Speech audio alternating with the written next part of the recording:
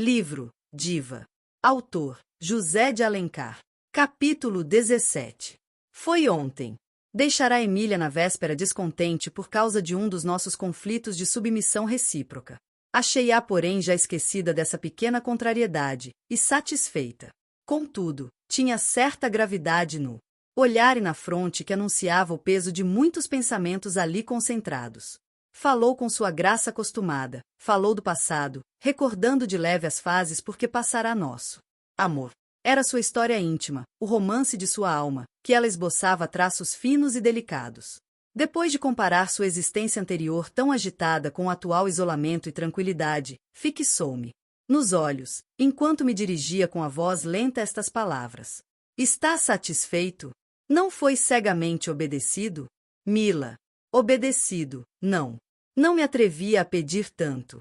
É uma graça que me concedeu, e eu a recebi de joelhos. Fez ela com uma expressão indefinível de tédio. Geraldo entrava nesse momento. Depois de apertar-me a mão. Diz-me uma coisa, Amaral? Por que razão proibiste a Mila de sair de casa? Ora, Geraldo. Respondia eu enfadado. Nunca has de ter juízo. Foi ela quem me disse. De Emília. E tu acreditaste? Disse Mila ao irmão com um riso irônico. Isto passava-se ontem. Hoje à tarde, chegando à sua casa, achei o carro à porta e ela na sala pronta para sair. Só esperava por D. Leocádia. Vai sair? Perguntei-lhe triste. Não vê? Respondeu correndo os olhos pelo seu trajo. Volta cedo? Não. Vamos ao teatro. Tinha-me prometido não, mas habituado já a vê-la longe do mundo, bonita e risonha só para mim. É verdade, mas os hábitos sempre continuados ao final trazem a monotonia. Tive um terror pânico. Ouvindo as palavras desdenhosas de Emília e vendo-a calçar as luvas, não sei. Que alucinação foi a minha, se me afigurou que essa moça ia outra vez ser-me arrebatada pela vertigem do mundo, que eu a ia perder, e agora para sempre. Mila, não sei que tristeza profunda me causa esta sua ida ao teatro. É uma esquisitice minha. Que coisa mais simples do que ir ao teatro? Mas não compreendo este temor. Eu lhe suplico. Antes de partir, dê-me coragem. Diga-me essa palavra que eu espero há tanto tempo. Ela esquivou a mão, que eu procurava, vestindo-se da dignidade fria que a envolvia às vezes como túnica de gelo. Tem muita pressa de ouvir essa palavra. Há de querer também um juramento solene, que firme seus direitos. Poderá então impor-me sua vontade, e que remédio terei eu se não sujeitar-me? Mas ainda é cedo. Espere, meu senhor. Súbita e profunda revolução se operou em mim. Subjugado por ela, eu apenas pude pronunciar uma frase, mas que profusão de sentimentos, que riqueza de paixão. A alma não verte numa só palavra, mesmo vulgar. Basta, senhora. Não sei se minha voz ecoou alma de Emília, como ressoava na minha. Era o grito de uma paixão na agonia. Emília caminhou para mim, absorta em dolorosa emoção. Senti sua mão pousar no meu ombro, os seus olhos nos meus, o seu hálito nas minhas faces, a sua palavra caindo a uma e uma no meu cérebro. Mas eu estava tão profundamente mergulhado em mim mesmo que não compreendia naquele instante nem o que olhava, nem o que ouvia. Augusto, seu amor é um nobre e santo amor, como eu pedi a Deus que me desse a fortuna de inspirar. Responder-lhe com uma dessas afeições banais a que o coração reserva apenas as horas vagas que deixam o cálculo e a vaidade, seria uma profanação indigna. Espero e lhe peço que espere, para não causar por um engano a sua e minha desgraça, para não ser obrigada a dizer-lhe um dia, eu me iludi. Esta vida que lhe dei, não a podia dar, não me pertencia, mas aquele de quem a roubei e agora reclama. Traí a um, menti ao outro. Falhei meu destino, só me resta morrer. Eis porque eu lhe digo que espere. Calou-se um instante. Talvez me iluda. Há horas em que duvido ainda como outrora. Quero esperar um ano ainda. Acha muito para decidir de duas existências? Se daqui a um ano eu conhecer que não amo, a esta mesma hora, no lugar onde o Senhor estiver, eu irei dizer-lhe: Deus negou-me a ventura de amar, mas o Senhor me ama. Se a minha vida é necessária à sua felicidade, tome-a. Eu lhe dou com prazer. Eu lhe pertenço, sem amor, mas cheia de dedicação. Ouviu, Augusto. Quer um juramento? É inútil. Eu já a não amo. Fui sincero nesse momento. Aquele sarcasmo com que Emília responderá à minha súplica, o egoísmo frio que ela revelara, tinham traspassado minha alma e escoado o amor até a última gota. Eu acabava de ver, nu, o aleijão repulsivo daquele coração de moça. Acredite, repeti com desprezo. Acabou, e já nem me lembro que amei. Está agora tão longe de mim esse passado. Ela mostrou uma ligeira perturbação, mas imediatamente sua altivez a serenou. Então, Paulo, passou-se. O que só pode compreender quem viu essa mulher sublime. Fez-se nela como um jubileu de graça e luz. Aquela radiante formosura expandiu-se vertendo de si nova e mais esplêndida formosura. Imagina uma apoteose da beleza. Emília, assim transfigurada, teve um sublime gesto de dúvida. É impossível. Deleucádia entrava. Despedi-me e parti. São 2 horas da noite. Tive a coragem de não aparecer no teatro. Lembrando-me que Emília lá estava. E desenhando em meu espírito a imagem de sua fulgurante beleza, achei-me calmo, perscrutei meu coração e encontrei-o forte. Realmente já não amo essa mulher, ou se a amo ainda, semi-unante afeição está sepultada debaixo de outras paixões que acabarão por aniquilá-la completamente. O que eu sinto agora é só um desejo frio de vingar-me e pagar a Emília desprezo por desprezo. Eis a história do meu primeiro e talvez único amor, Paulo. Precisava derramar no teu seio as lágrimas, que ainda neste momento afogam meu coração. Capítulo 18. Pensava ter concluído esta carta, mas não, Paulo. Tornei a vê-la. É passado 1 mês. Durante ele evitei encontrar-me com Emília. Minha alma precisava desse momento de repouso entre o amor extinto e o ódio nascente. Foi há 3 dias que a vi pela primeira vez depois do nosso rompimento. Jantava eu em casa de D. Matilde. Estava encostado ao piano ouvindo Julinha tocar. A mãe chamou-a. Nessa ocasião, Emília aproximou-se de mim e disse-me com seu habitual sarcasmo. Já não me ama. Por que foge de mim? Tem medo? Estávamos sós na sala. Travei-lhe do braço e apertei-o com ímpeto brutal. A senhora acredita que a consciência de uma grande infâmia pode matar um homem de brio? Pois, se fosse possível que eu viesse amá-la ainda, sinto que teria tão grande asco de mim e uma vergonha tal que me fulminaria como raio. Soltei-lhe o braço. Ela deixou-se cair sobre uma cadeira e, sustendo com a outra mão o pulso magoado, esteve a olhar a nódoa roxa que deixará a pressão de meus dedos.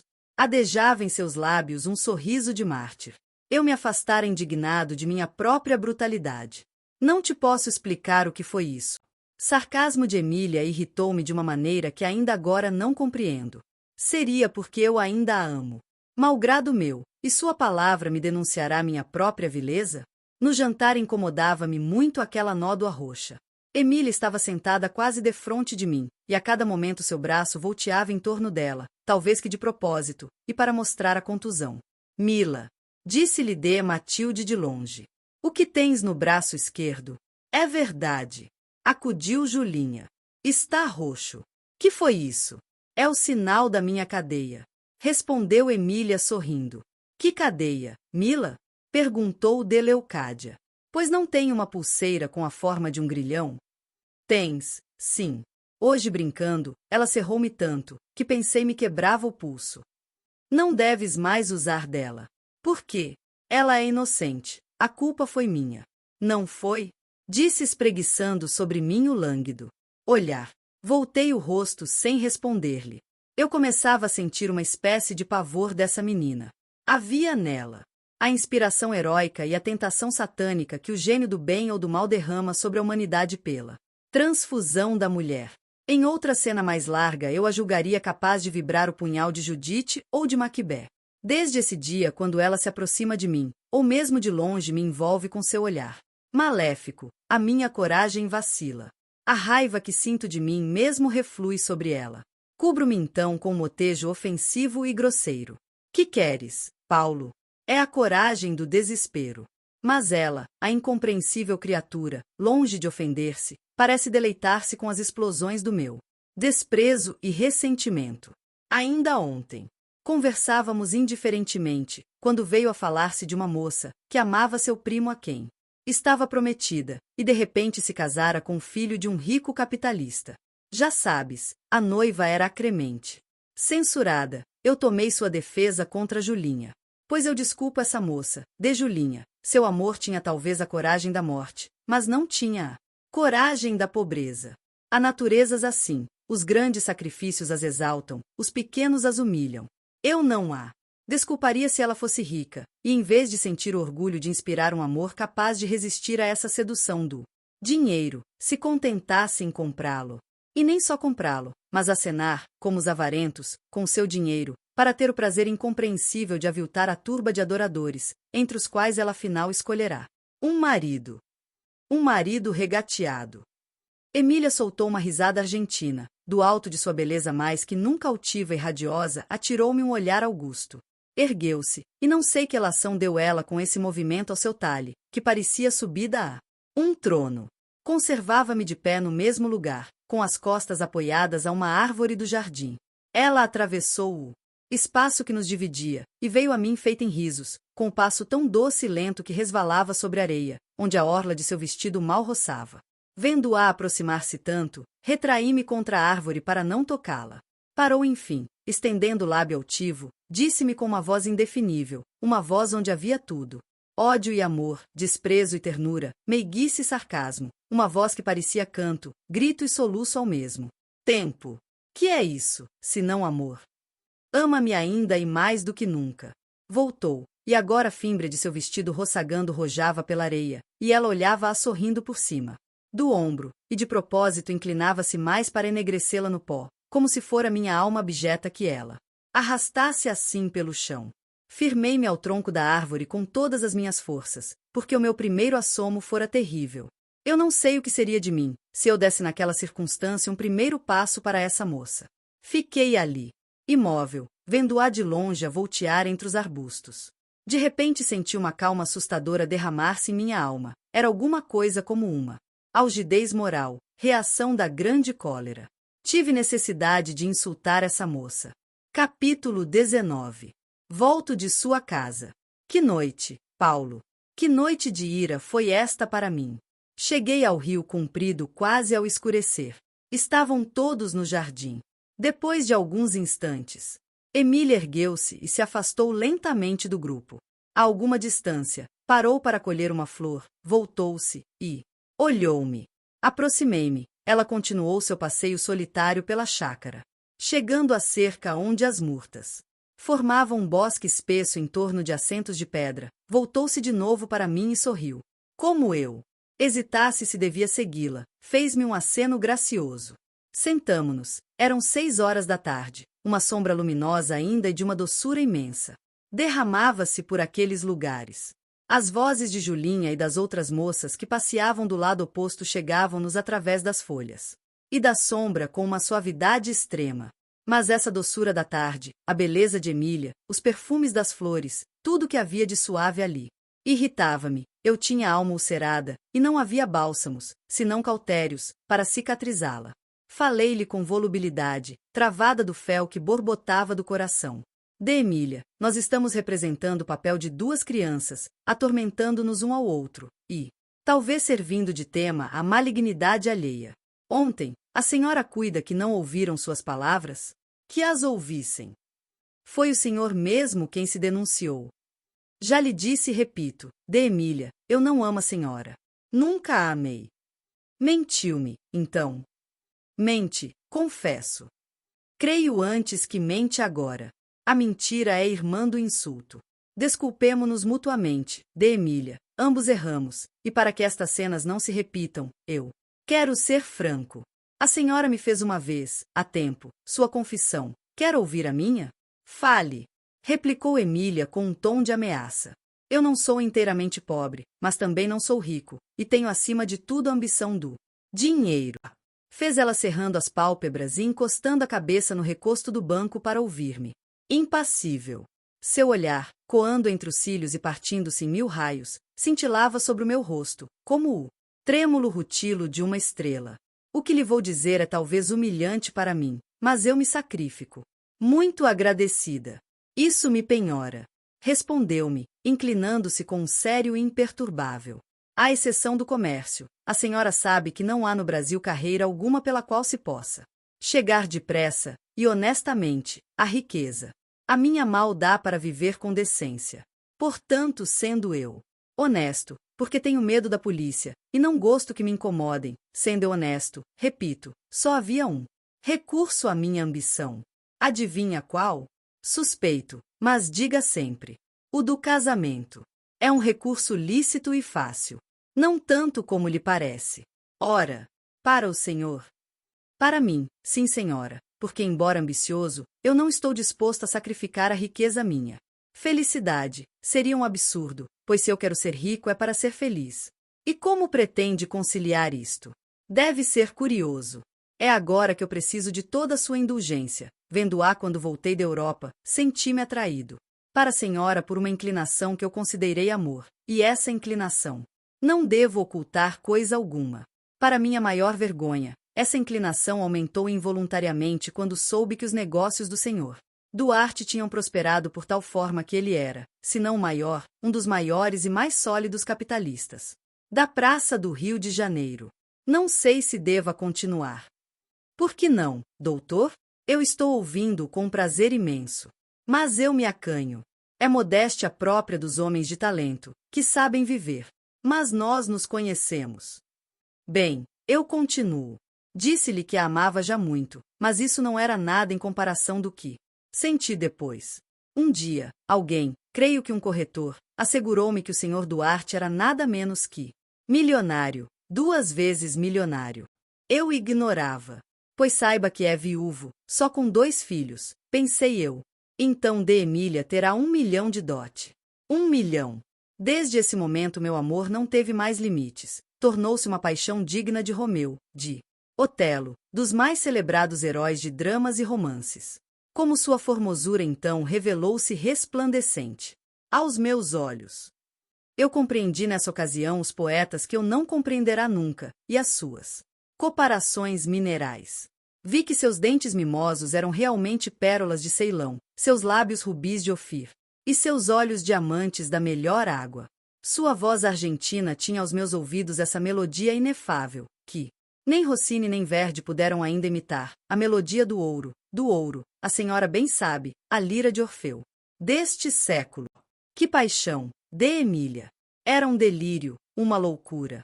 Foi então que eu não pude mais resistir e confessei-lhe que a amava. Emília ergueu-se rápida. Compreendo agora. Como não fiquei ao ver aquela mulher, exultando de júbilo e orgulho ali, em face de mim, que pensava tê-la afinal humilhado com meu frio sarcasmo. O que é que a senhora compreende, de Emília? Que eu vivo em sua alma. E como o senhor não pode arrancar-me dela, procura rebaixar-me a seus próprios olhos e humilhar-me para ter a força, que não tem, de me desprezar. O senhor ama-me, e há de amar-me enquanto eu quiser, e há de esperar aqui, a meu lado, até que chegue a hora em que me perca para sempre. Porque eu é que posso jurar-lhe, não o amo, não o amei, não o amarei nunca. A paixão, recalcada por algum tempo, ergueu-se indomável em minha alma, e precipitou como uma fera sedenta para essa mulher. Toda a lia que o pecado original depositou no fundo do coração humano, revolveu-se e extravasou. Eu avancei para Emília, e meu passo hirto, e meu olhar abrasado deviam incutir-lhe terror. Pois bem, exclamei eu com a voz surda e trêmula. A senhora quer. É verdade. Eu a amo. Mas aquela adoração de outrora, aquele culto sagrado cheio de respeito e admiração, tudo isso morreu. O que resta? Agora neste coração que a senhora esmagou por um bárbaro divertimento, o que resta é o amor brutal, faminto, repassado de ódio, é o desespero de se ver escarnecido, e a raiva de querê-la e obrigá-la a pertencer-me para sempre e contra sua própria vontade. Eu o desprezo. Respondeu-me Emília. Era quase noite. A voz de Julinha soou no jardim, chamando a prima. Eu ia dar um último passo para Emília. Hesitei. Fuja, senhora. Ela não se moveu, ficou muda enquanto os ecos da voz de Julinha, continuando a chamá-la, ressoavam ao longe. Quando o silêncio restabeleceu-se, e parecia que a prima se tinha afastado, ela veio colocar-se em face de mim, e erigindo o talhe, cruzando os braços, afrontou-me com o olhar. O senhor é um infame, disse com arrogância. Fiz um esforço supremo, inclinei-me para beijar-lhe a fronte. Seu hálito abrasado passou em meu rosto, como um sopro de tormenta. Ela tirara rapidamente para trás a altiva cabeça, arqueando o talhe, e sua mão fina e nervosa flagelou-me a face sem piedade. Quando dei acordo de mim, Emília estava a meus pés. Sem sentir, eu lhe travara dos pulsos e a prostrara, de joelhos diante de mim, como se a quisera esmagar. Apesar da minha raiva e da violência com que a molestava, essa orgulhosa menina não exalava um queixume. Soltei-lhe os braços magoados e ela caiu com a fronte sobre a areia. Criança! E louca! Murmurei afastando-me. Emília arrastou-se de joelhos pelo chão. Apertou-me convulsas mãos, erguendo para mim seu divino semblante que o pranto orvalhava. Perdão! Soluçou a voz maviosa. Perdão, Augusto. Eu te amo. Seus lábios úmidos das lágrimas pousaram rápidos na minha face, onde a sua mão tinha tocado. E ela? Ali estava diante de mim, e sorria submissa e amante. Fechei os olhos. Corri espavorido, fugindo como um fantasma a essa visão sinistra. Capítulo 20. Sim, Augusto, eu te amo. Já não tenho outra consciência de minha vida. Sei que existo, porque te amo.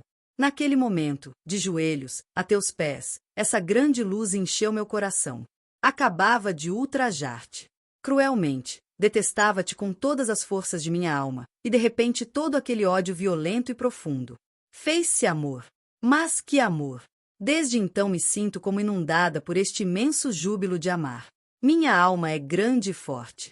Guardei-a até agora virgem e pura, nenhuma emoção fatigou-a ainda. Entretanto, receio que ela não baste para tanta paixão. É preciso que eu derrame em torno de mim a felicidade que me esmaga. Por que me fugiste, Augusto? Segui-te repetindo 1000 vezes que te amava, confessei-o a cada flor que me cercava, a cada estrela que luzia no céu.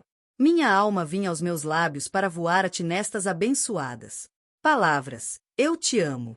Tudo em mim, meus olhos cheios de lágrimas, minhas mãos súplices, meus cabelos soltos. Se tivessem uma voz, falariam para dizer-te: ela te ama. Beijei na areia os sinais de teus passos, beijei os meus braços que tu havias apertado, beijei a mão que te ultrajara no momento de loucura, e os meus próprios lábios que roçaram tua face num beijo de perdão. Que suprema delícia, meu Deus, foi para mim a dor que me causavam os meus pulsos magoados pelas tuas mãos. Como abençoei este sofrimento! Era alguma coisa de ti, um ímpeto de tua alma, a tua cólera e indignação, que tinham ficado em minha pessoa e entravam em mim para tomar posse do que te pertencia. Pedia Deus que tornasse indelével esse vestígio de tua ira, que me santificara como uma coisa tua. Vieram encontrar-me submergida assim na minha felicidade. Interrogaram-me, porém eu só ouvia os cânticos de minha alma cheia das melodias do meu amor. Não lhes falei, com receio de profanar a minha voz, que eu respeito depois que ela te confessou que eu te amo. Não deixei que me tocassem para não te ofenderem. No que é teu, quero guardar-me toda só para ti. Vem, Augusto, eu te espero. A minha vida terminou, começo agora a viver em ti. Tua Emília. São 11 horas. Recebo agora esta carta, aqui na cidade. Quando fugi ontem de Emília, tinha tão grande terror de mim mesmo, que não me animei a ficar no Rio Comprido. Acabando de ler o que ela me escrevera, pedi a Deus que me desse coragem para resistir. Senhor, vós sabeis que eu não devo amar essa mulher. Seria uma infâmia. Achei Emília sentada em uma cadeira, absorta em seu enlevo. Vendo-me, toda essa bela criatura assumiu-se num só e inefável sorriso para cair aos meus pés, difundindo sua alma nestas palavras impetuosas. Eu te amo, Augusto. Depois continuou repetindo uma e muitas vezes a mesma frase, como se estudasse uma modulação de voz que pudesse exprimir quanto havia de sublime naquele grito d'alma. Sim, eu te amo. Eu te amo. Eram as notas da celeste harmonia que seu coração vibrava, como o rouxinol canta na primavera e as harpas eólias ressoam ao sopro de Deus. Quando ela desafogou sua alma desta exuberância da paixão, falei-lhe. Mas reflita, Emília. A que nos levará esse amor? Não sei. Respondeu-me com indefinível candura. O que sei é que te amo. Tu não és só o árbitro supremo de minha alma, és o motor de minha vida, meu pensamento e minha vontade. És tu que deves pensar e querer por mim. Eu te pertenço, sou uma coisa tua. Podes conservá-la ou destruí-la, podes fazer dela tua mulher ou tua escrava.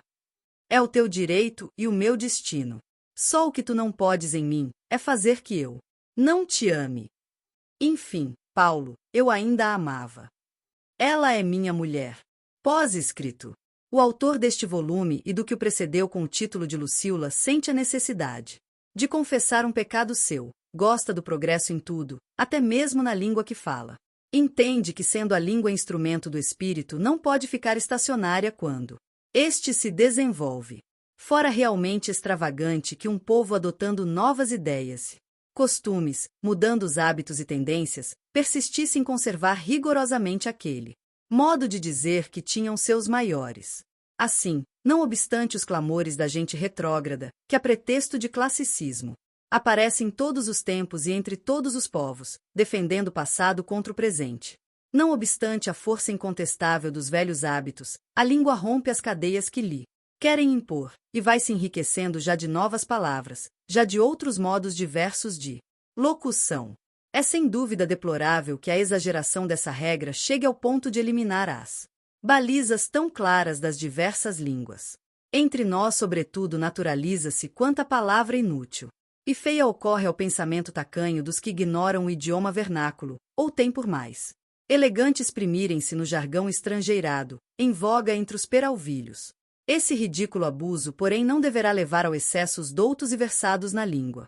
Entre os dois extremos de uma enxertia sem escolha e de uma absoluta isenção está o meio-termo, que é a lei do bom escritor e o verdadeiro classicismo do estilo. A língua é a nacionalidade do pensamento, como a pátria é a nacionalidade do povo. Da mesma forma que as instituições justas e racionais revelam um povo grande e livre, uma língua pura, nobre e rica anuncia a raça inteligente e ilustrada. Não é obrigando-a a estacionar que hão de manter e polir as qualidades que por ventura ornem uma língua qualquer, mas sim fazendo que acompanhe o progresso das ideias e se molde às novas tendências do espírito, sem contudo perverter a sua índole e abastardar-se. Criar termos necessários para exprimir os inventos recentes, assimilar-se àqueles que, embora oriundos de línguas diversas, sejam indispensáveis, e sobretudo explorar as próprias fontes, veios preciosos onde talvez ficaram esquecidas muitas pedras finas. Essa é a missão das línguas cultas e seu verdadeiro classicismo. Quanto à frase ou estilo, também se não pode mobilizar quando o espírito, de que é ela expressão, varia com os séculos de aspirações e de hábitos. Sem o arremedo vil da locução alheia e a imitação torpe dos idiotismos estrangeiros, devem as línguas aceitar algumas novas maneiras de dizer, graciosas e elegantes, que não repugnem ao seu gênio e organismo. Deste modo, não somente se vão substituindo aquelas dicções que por antigas e desusadas caducam, como se estimula o gosto literário, variando a expressão que afinal de tanto repetida se tornaria monótona. De resto, essa é a lei indeclinável de toda a concepção do espírito humano, seja simples ideia, arte ou ciência, progredir sob pena de aniquilar-se. Falemos particularmente da língua portuguesa.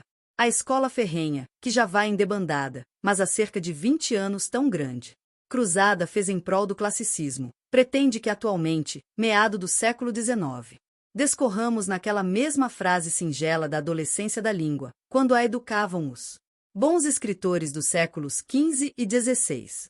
Não é isso possível. Se o fosse, tornará-se ridículo. A linguagem literária, escolhida, limada e grave, não é por certo a linguagem sediça e comum, que se fala diariamente e basta para a rápida permuta das ideias. A primeira é uma arte, a segunda é simples mister. Mas essa diferença se dá unicamente na forma e expressão. Na substância, a linguagem há de ser a mesma, para que o escritor possa exprimir as ideias do seu tempo, e o público possa compreender o livro que se lhe oferece. Gil Vicente não seria aplaudido se em seus autos falasse a linguagem do tempo de D. Diniz, também o autor dramático que tivesse a ousada pretensão de fazer representar atualmente uma comédia no estilo de Antônio José, acharia talvez os espectadores que enchem As nossas plateias, convidados pelos pomposos anúncios, mas auditório, não. O erro grave da escola clássica está em exagerar a influência dos escritores sobre seu público. Entende ela que os bons livros são capazes de conter o espírito público e sujeitá-lo, pelo exemplo, às sãs lições dos clássicos. É um engano. Os bons livros corrigem os defeitos da língua, realçam suas belezas, e dão curso a muitos vocábulos e frases, ou esquecidos ou ainda não usados. Mas escritor algum, fosse ele Homero, Virgílio, Dante ou Milton, seria capaz de fazer parar ou retroceder uma língua. O gênio, por isso mesmo que paira em uma esfera superior, pode atravessar uma época, sem que ela o compreenda, nem mesmo conheça, mas adiante está a posteridade que o vinga. Ora, se em vez de avançar para o futuro, ele retroa-se ao passado, quem o há de ler e apreciar? Os túmulos das gerações transidas? Eis porque o gênio pode criar uma língua, uma arte, mas não fazê-la retroceder. Suscitasse a providência nesta era outro Shakespeare, e ele não havia de saber aquela expressão cheia de vigor e energia que falam Hamlet, Otelo, Romeu e outros personagens do grande trágico, e isso pela razão muito simples, de que as paixões daqueles heróis seriam anacronismos literários nesta época. Quisesse-as ele não obstante arremedar, e não seria Shakespeare, mas algum desconhecido e extravagante versejador. Mas para que outro argumento além daquele que nos oferece a nossa mesma língua? A literatura portuguesa não teve de 1500 a 1600 uma longa série de elegantes autores, entre os quais se nomeiam de preferência Barros, Couto, Lucena, Garcia de Rezende, Heitor Pinto, Luís de Souza, Camões, Jacinto Freire, Bernardes, Azurara? Entretanto, sob a influência atual desses modelos do estilo quinhentista, não se foi modificando a língua consideravelmente. Exauriu-se depois daqueles escritores o bom gosto literário, que se tornaram tão raros. Os imitadores deles, de forma alguma, homens de incontestável superioridade escreveram. Depois, como Vieira, Garção, Bocage, Francisco Manuel, Diniz e outros, mas amoldaram-se as tendências de sua época, na qual a língua, como todos os laços do exclusivismo nacional, já declinavam, para a transfusão universal das ideias que devia operar a civilização moderna. Em conclusão, público e escritor exercem uma influência recíproca, e essa lei moral tem um exemplo muito frisante em um fenômeno físico. A atmosfera atrai os átomos que sobem das águas estagnadas pela evaporação, e depois os esparze sobre a terra em puro e cristalino rocio. São da mesma forma as belezas literárias dos bons livros, o escritor as inspira do público, e as depura de sua vulgaridade. Coisa singular é que ninguém conteste estas verdades triviais a respeito da arte e da literatura, e muitos as repilam em relação à língua. Aqueles mesmos escritores que romperam com a escola mitológica tão em voga na poesia portuguesa, para aceitarem a escola moderna, que foi iniciada sob o título de romantismo, por uma singular contradição se julgaram adstritos à linguagem clássica usada pelos antigos modelos. O estilo quinhentista tem valor histórico, é um estudo de costumes, que no romance do gênero adquire súbito valor, como provaram Alexandre Herculano e Rebelo da Silva. Fora disso é apenas uma fonte, mas não exclusiva, onde o escritor de gosto procura as belezas de seu estilo, como um artista adiantado busca nas diversas escolas antigas os melhoramentos por ela introduzidos. Feita esta confissão plena de meus pecados em matéria de estilo, direi por que escolhi antes esta ocasião do que outra qualquer para pôr-me bem com a minha consciência. Quando saiu a estampa Lucila, no meio do silêncio profundo com que a acolheu a imprensa da corte, apareceram em uma publicação semanal algumas poucas linhas que davam a notícia do aparecimento do livro, e ao mesmo tempo a de estar eleivado de galicismos. Crítico não apontava, porém, uma palavra ou frase das que tinham incorrido em sua censura clássica. Passou. Veio anos depois a diva. Essa, creio que por vir pudicamente vestida, e não fraudada à antiga em simples túnica, foi acolhida em geral com certa deferência e cortesia. Da parte de um escritor distinto e amigo, o doutor Múzio, chegou a receber finezas próprias de um cavalheiro. A uma dama, entretanto, não se pôde ele esquivar de lhe dizer com delicadeza que tinha ressabios das modas parisiense. Segunda vez a censura de galicismo, e dessa vez de um crítico excessivamente generoso, que se alguma preocupação nutria era toda em favor do autor do livro. Desejei tirar a limpo a questão, que por certo havia de interessar a todos que se ocupam das letras pátrias. O distinto escritor, solicitado em amizade, capitularia os pontos da censura. Se em minha consciência os achasse verdadeiros, seria pronto em corrigir meus erros, se não, produziria defesa, e não fora condenado sem audiência. Muitas e várias razões me arredaram então daquele propósito, a atualidade da questão. Passou, eu correria o risco de não ser lido saindo a público para discutir a crítica antiga de uma obra talvez já submergida pela constante aluvião de fatos que ocupam o espírito público. Ao dar a estampa a esta segunda edição da Diva, pareceu-me azado momento para escrever as observações que aí ficam, pelas quais deseja o autor ser julgado em matéria de estilo quando publique algum outro volume. Não basta coimar em sua frase de galicismo. Será conveniente que a designem e expendam as razões e fundamentos da censura.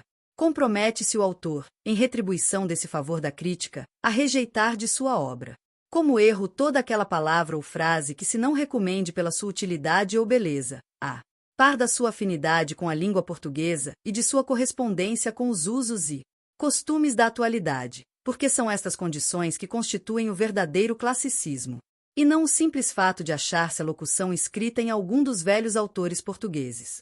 Quem quer que percorra ligeiramente o dicionário português mais castiço, o de Moraes, achará nele cópia de palavras de origem francesa, que se aclimataram bem em nossa língua e passaram à categoria de clássicas, somente pela razão de as reconhecerem necessárias. E bonitas os autores quinhentistas. Pois nós, os modernos escritores, como eles artistas da palavra e do discurso, não teremos o mesmo direito? Não há contestar, é o direito da inspiração e do gosto, exerça-se-lhe sobre ideias ou sobre a palavra. Ao público cabe a sanção, ele desprezará o autor que abuse da língua e a trucide, como despreza aquele que é arrastado às monstruosidades e aleijões do pensamento. Da mesma forma aplaudirá as ousadias felizes da linguagem, como aplaude as harmonias originais e os arranjos do pincel inspirado. Na língua portuguesa, o escritor de mais fino quilate, o superior Garré, deu o exemplo dessa independência e espontaneidade da pena. Muitos de seus cometimentos ficaram na língua sancionados pela força e prestígio de seu talento popular. Garré aplaudido pela sua época é um clássico de tão boa têmpera como os melhores do século XV, e de maior voga por ter florescido em nossos dias. Cinjo-me a estas poucas páginas para não dar ao pós-escrito as proporções de uma memória ou dissertação, coisas de sua natureza fastidiosas, sobretudo depois da leitura de um romance. Grande prova de paciência já terá dado aquele que até aqui me acompanhou para que por mais tempo não abuse de sua nímia complacência. Concluindo, chamo sua atenção para a nota junta, em que eu justifico algumas inovações de que me tornei réu, nos 2 volumes referidos. Não quero que me sejam elas relevadas a pretexto de erros tipográficos, cometi-as muito intencionalmente. Rio de Janeiro, 1º de agosto de 1865. Fim. Gostou do vídeo? Se sim, deixe seu gostei, se inscreva no canal. E até o próximo vídeo.